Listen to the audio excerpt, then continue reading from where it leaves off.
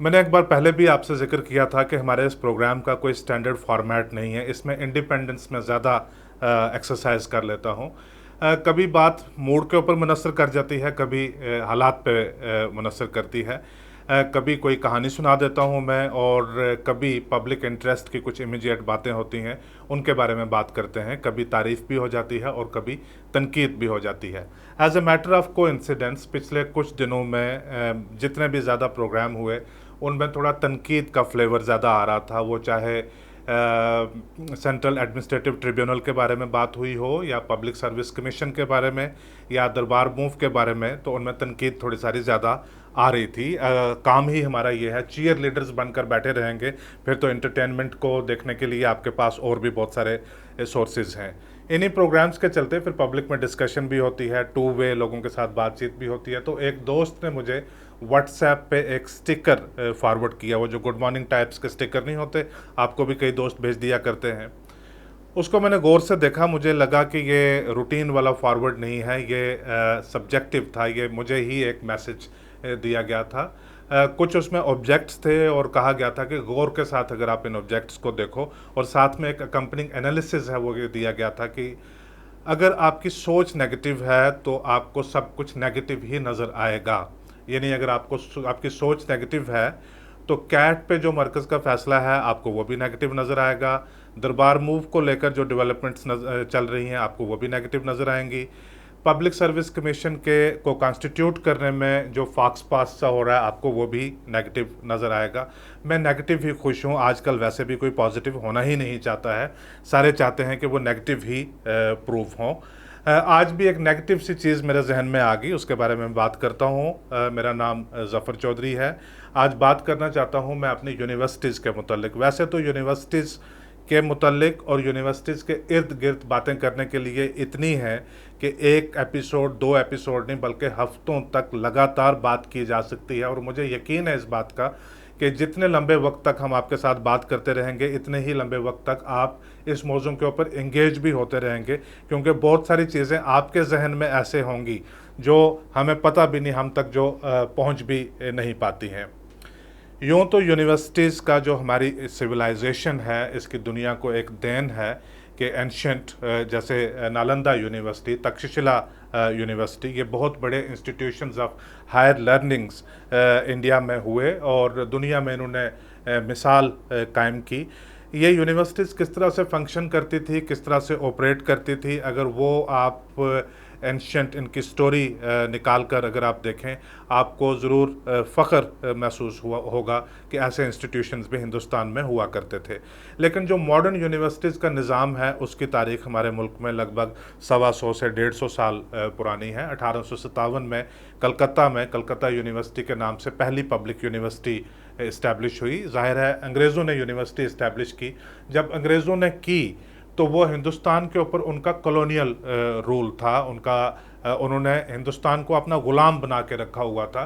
तो अगर हिंदुस्तान उनका ग़ुलाम था और कॉलोनियल पावर थी उनकी, तो ऑब्वियसली जो बेहतरीन चीज़ें उनके घर में वहाँ पे थी वो यहाँ पे रेप्लिकेट नहीं करेंगे, यहाँ पे वो उसी निज़ाम से चलाएंगे जैसे कॉलोनियल पावर्स ऑपरेट किया करती हैं। लिहाजा उन्होंने जो हिंदुस्तान में पहली यूनिवर्सिटी इस्टेब्लिश की उसको ऑक्सफोर्ड या कैम्ब्रिज के तर्ज के ऊपर इस्टेब्लिश नहीं किया। ऑक्सफोर्ड और कैम्ब्रिज आज भी दुनिया भर में मशहूर इसलिए हैं, हम में से, आप में से बहुत सारे लोग जो शाम को ये मेरा प्रोग्राम भी देखते हैं, मैं वसूख के साथ कह सकता हूँ कि बहुत सारे लोग अपनी ज़िंदगी की जमा पूंजी इकट्ठी करते रहते हैं कि मौका मिले वो अपने बच्चों को भी ऑक्सफोर्ड या कैम्ब्रिज जैसी यूनिवर्सिटीज़ में भेज पाएँ। इसके पीछे कोई वजह भी तो होगी कि ऑक्सफोर्ड और कैम्ब्रिज जैसी यूनिवर्सिटीज़ ही दुनिया में ग्रेट यूनिवर्सिटीज़ क्यों हैं। सबसे बड़ी वजह यह है कि वहाँ के जो निज़ाम थे, उन्होंने जो थिंकिंग का सारा सिस्टम है वो यूनिवर्सिटी के जो ऑटोनॉमस यानी खुद मुख्तार तरीक़ाकार होता है ऑपरेट करने का, उसके ऊपर छोड़ दिया और उसको ब्यूरोक्रेटिक क्लचेस से फ़ारग रखा, यानी जो अफसरशाही है उससे उसको बाहर रखा, ताकि यूनिवर्सिटी के निज़ाम में लोग आज़ादी के साथ सोच सकें, आज़ादी के साथ काम कर सकें, कोई बायोमेट्रिक एक्सेस कंट्रोल ना हो। आप 9 बजे आते हैं, 5 बजे जाते हैं, इस किस्म के रजिस्टर बनाने की ज़रूरत ना पड़े और कोई ब्यूरोक्रेट आकर ये चेक ना करना शुरू करे कि आपकी परफॉर्मेंस किस किस्म की चल रही है, क्योंकि एकेडमिशियन सिर्फ 9 बजे से लेकर 5 बजे तक एक एडमिशन नहीं होता, टीचर सिर्फ 9 बजे से लेकर 5 बजे तक टीचर नहीं होता। इसी तरह से स्टूडेंट और स्कॉलर भी 9 से लेकर 5 बजे तक एक ब्यूरोक्रेटिक तरीके से स्टूडेंट या स्कॉलर नहीं होते। इस सारे निज़ाम में, टीचिंग और लर्निंग के निज़ाम में, जो पॉसिबिलिटी ऑफ लर्निंग है उसके मोमेंट्स 24 घंटे में, 7 दिन में, 30 दिन में, पूरे साल में कभी भी आ सकते हैं। लिहाजा उसको 9 to 5 का जो मेंटली इम्प्रिजन करना होता है उससे उसको फारग रखा जाता है। ये वजह है कि दुनिया की जो ग्रेट यूनिवर्सिटीज़ हैं, ये तो टाइम का तो मैंने सिर्फ, और ब्यूरोक्रेटिक कंट्रोल का तो सिर्फ एक मैंने मिसाल दी, यानी इस किस्म की जो बातें होती हैं वो यूनिवर्सिटीज़ को ग्रेट बनाती हैं। जब यहाँ पे वो यूनिवर्सिटीज़ को शेप अप कर रहे थे, तश्कील दे रहे थे, उन्होंने थोड़ा सारा इसमें कॉलोनियल ब्यूरोक्रेटिक जो कंट्रोल का जो सिस्टम है वो ज़रूर रखा। 47 के बाद जब आज़ादी मिली तो यूनिवर्सिटीज़ को रिफॉर्म करने की कोशिश की गई, नई यूनिवर्सिटीज़ इस्टेब्लिश हुई। हिंदुस्तान में वही यूनिवर्सिटीज़ बेहतरीन बन पाई, वही यूनिवर्सिटीज़ महान बन पाई, वही यूनिवर्सिटीज़ ग्लोबली, इंटरनेशनली ग्रेट कहलाई गई, जिनमें कंप्लीट फंक्शनल ऑटोनॉमी दी गई। हमारे जम्मू कश्मीर का अगर मुख्तसर तौर से मैंने कहा ना कि अगर यूनिवर्सिटीज़ के बारे में बात करेंगे तो कई दिन चाहिए बात करने के लिए। मैं किसी कोई लेटेस्ट इम्पॉर्टेंट डेवलपमेंट हुई है उसके कॉन्टेक्स्ट में मैं आज की बात करना चाहता था। कभी कभी या अक्सर आप देखते हैं मेरे प्रोग्राम्स में कि मैं रेफरेंस ले जाता हूं 5 अगस्त। मैं 5 अगस्त से पहले भी बात किया करता था, लेकिन रेफरेंस ले जाता हूं मैं 5 अगस्त की डेवलपमेंट का, क्योंकि हर बार मुझे याद आता है कि 5 अगस्त का वादा ही इतना बड़ा था कि हर चीज़, ज़िंदगी का हर पहलू, वो क्या तालीम हो, वो सेहत हो, वो तंदुरुस्ती हो, वो डेमोक्रेसी हो, या ज़िंदगी का कोई भी पहलू हो, ये वादा था हमारे मुल्क का, हमारी पार्लियामेंट का, अवाम के साथ, सब लोगों के साथ, कि हर चीज़ में बेहतरी आएगी। अगर हर चीज़ में बेहतरी आ रही होती तो हम इतनी ज़्यादा तनकीद ना करते और हमें वो नेगेटिव सोचने वाले जो व्हाट्सएप स्टिकर्स हैं वो ना भेजे जाया करते। मैंने एक ऑर्डर देखा है कि बहुत सारे यूनिवर्सिटीज़ के वाइस चांसलर्स की जो मियाद है वो पूरी होने जा रही है। कहीं पे ऑलरेडी एडहॉकिज़म भी चल रहा है। 2 यूनिवर्सिटीज़ हैं जिनको बोलते हैं cluster university of Jammu and cluster university of Srinagar. इनके वाइस चांसलर्स की मियाद ख़त्म हो रही है और नए वाइस चांसलर्स को अपॉइंट करने का प्रोसेस गवर्नमेंट ने इनिशिएट कर दिया है। वाइस चांसलर्स को जब चुना जाता है, वैसे तो मेरिट में बहुत सारे ऐसे तरीके हैं जिसमें वाइस चांसलर्स का इंतखाब, वाइस चांसलर्स का चयन किया जा सकता है, लेकिन एक बेहतरीन तरीका ये है कि एक सिलेक्ट कमेटी, एक सिलेक्शन कमेटी, एक सर्च पैनल वो बनाया जाए और मुल्क भर में इसको खोल दिया जाए कि जो बेस्ट टैलेंट है वो अप्लाई कर दें, उनके साथ बातचीत करें, और ये जो सिलेक्शन पैनल है ये गवर्नमेंट को बताए कि हमारे नज़रिए में ये बेहतरीन लोग हैं, इनमें से आप चुन सकते हैं कि कौन आपको लगता है कि अच्छा वाइस चांसलर फ़लाँ यूनिवर्सिटी का रहना चाहिए।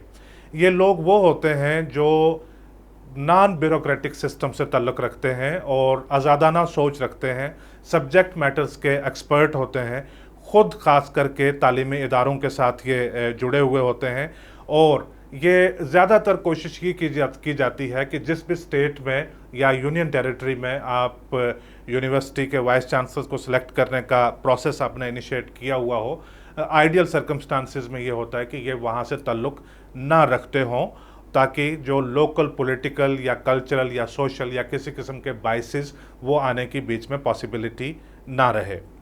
जब क्लस्टर यूनिवर्सिटी ऑफ जम्मू और क्लस्टर यूनिवर्सिटी ऑफ श्रीनगर का प्रोसेस इनिशिएट किया है गवर्नमेंट ने नए वाइस चांसलर को ढूंढने के लिए, तो इन्होंने एक सर्च पैनल बनाया है और सर्च पैनल में 3 लोग हैं। एक हैं जो secretary to government for higher education, एक secretary to government for school education, और एक वाइस चांसलर रहेंगे एक यूनिवर्सिटी के। मतलब 2 ब्यूरोक्रेट आप डिसाइड कर लेंगे कि इन यूनिवर्सिटीज़ के वाइस चांसलर्स कौन रहेंगे। अगर 2 ब्यूरोक्रेट्स ने ये डिसाइड करना है, 2 सरकारी ऑफिसर्स ने ये डिसाइड करना, तो आप अंदाज़ा लगा सकते हैं कि इस वक्त कितने सारे टीचर्स ऐसे होंगे, कितने सारे प्रोफेसर्स ऐसे होंगे जिनके जहन में ऐसा चल रहा हो कि वो इन 2 ब्यूरोक्रेट्स के, इन 2 ऑफिसर्स के गुड बुक्स में कैसे रहें। और सिलेक्शन जब इनके प्रोसेस के ज़रिए होगी तो इनको ये भी ख्याल रहेगा कि वो आगे से भी इनके आगे ओबीडियंट इनके कंट्रोल में, इनके इन्फ्लुएंस में वो किस तरह से रहें। अगर ये सिलेक्शन प्रोसेस ही ब्यूरोक्रेसी के इतने सबसर्विएंट बन जाएगा तो आप अंदाज़ा लगा सकते हैं कि यूनिवर्सिटी की ऑटोनॉमी से आप कितना एक्सपेक्ट कर सकते हैं। वो यूनिवर्सिटीज़, उनके वाइस चांसलर्स, उनके लीडर्स, उनकी जो लीडरशिप है वो कितनी ऑटोनॉमस हो सकती है, वो कितनी खुद मुख्तार हो सकती है, वो ब्यूरोक्रेसी से अपने आप को परे रख के वो कितना सोच सकती है। मेरी कोशिश होती है कि जो भी बात आपके सामने रखी जाए वो सिर्फ जो है पिक एंड चूज़ करके, चेरी पिकिंग करके, जो लेटेस्ट हालात हैं, जो लेटेस्ट इंसिडेंट है उसी के कॉन्टेक्स्ट में नहीं बल्कि बैकग्राउंड में भी दी जाए। मैं कहता हूं कि ये बहुत सारी बातें हैं जिनके लिए हमें शुक्र अदा करना चाहिए कि आज तो एक सर्च पैनल है जिसमें 2 ऑफिसर्स हैं जो एक वाइस चांसलर को चुन देंगे। जब ये यूनिवर्सिटीज़ बनी थी तब तो गवर्नमेंट ने ये भी काम नहीं किया था, खुद ही उधर से नॉमिनेट कर दिए थे। मतलब मैं ये एक कंपैरिजन नहीं ड्रॉ कर रहा हूँ कि आज एक इलेक्टेड गवर्नमेंट नहीं है, लेजिस्लेचर नहीं है, तो लिहाजा ऑफिसर्स ने अपनी ही अफसरशाही बना ली हुई है।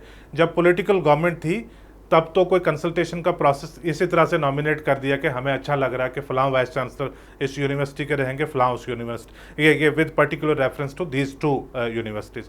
और आज जब ये है सिस्टम तो इधर तो ब्यूरोक्रेट्स ने खुद ही बना लिया। अब आप अंदाज़ा लगा सकते हैं कि यूनिवर्सिटी की ऑटोनॉमी ये एक लॉन्ग प्रोसेस, एक लंबे वक्त से चला आ रहा है। पहले क्या होता था कि यूनिवर्सिटीज़ के वाइस चांसलर्स होते हैं और उनकी जो हाईएस्ट रिपोर्टिंग अथॉरिटी होती है स्टेट में वो चांसलर होते हैं।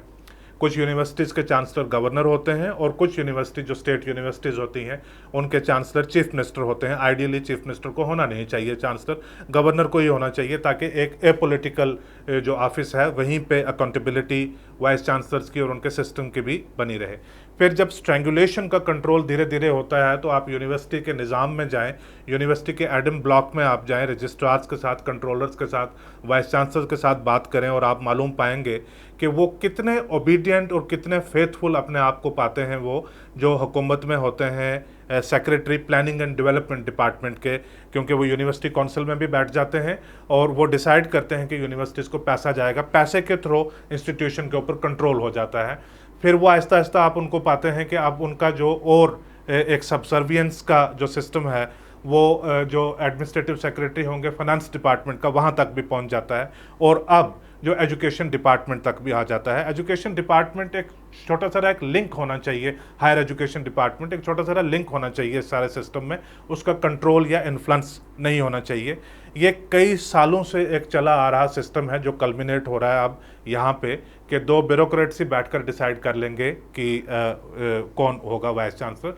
जो 2 पर्टिकुलर ब्यूरोक्रेट्स हैं ये बहुत अच्छे ऑफिसर हैं, मैं ज़ाती तौर के ऊपर भी इनकी इज़्ज़त करता हूं, लेकिन सिस्टम मेरे ख्याल से ये नहीं है कि आप ही बैठकर डिसाइड कर लें कि कौन बन जाएगा वाइस चांसलर। एक और ऑर्डर मैंने देखा, उसमें क्या कहते हैं कि हायर एजुकेशन डिपार्टमेंट यूनिवर्सिटीज़ को कह रहे हैं कि आप अपनी अटेंडेंस शीट जो है वो हमें भेज दिया करो महीने के बाद कि हम उसको चेक कर लिया करें। मेरे ख्याल से इससे बड़ा गुनाह, इससे बड़ा सिन यूनिवर्सिटीज़ के मुतल्लिक दूसरा कोई हो ही नहीं सकता। मैंने शुरू में जिस तरह से कहा कि यूनिवर्सिटीज़ के जो ऑटोनोमस है, इंडिपेंडेंस है, अगर आप उसको 9 to 5 टाइम के इम्प्रिजनमेंट में आप उसको ले लेंगे, उसको वक्त का अगर आप होस्टेज बना लेंगे तो फिर वो जो प्रोसेस ऑफ थिंकिंग है वो एक बिल्कुल ब्यूरोक्रेटिक बनकर रह जाएगा। जब मैं ब्यूरोक्रेटिक लफ्ज़ का इस्तेमाल करता हूँ तो आप ये बात याद रखिएगा कि ये ज़रूरी नहीं है कि हम किसी IAS ऑफिसर या सुपीरियर ब्यूरोक्रेसी सिस्टम की बात कर रहे हैं। ये जो भी लोग होते हैं जो डेस्क के उस तरफ बैठते हैं, मतलब आगे टेबल लगा हुआ होता है, पीछे दीवार होती है और दरमियान में इनकी कुर्सी होती है, वहाँ पे सोचने का एक पर्टिकुलर माइंडसेट होता है जो फाइल दर फाइल आप देखते हैं कि उसके ऊपर स्याही कितनी बिखरी हुई है और कितनी स्याही को आज आप डील कर पा रहे हैं, कितनी स्याही को आप अगले दिन के लिए छोड़ देंगे।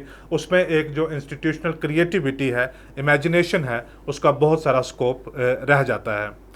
मैं सिर्फ सामने इशू रखता हूं और डिस्कशन के लिए मैं ये छोड़ देता हूं, लोगों की रिफ्लेक्शन के लिए छोड़ देता हूं।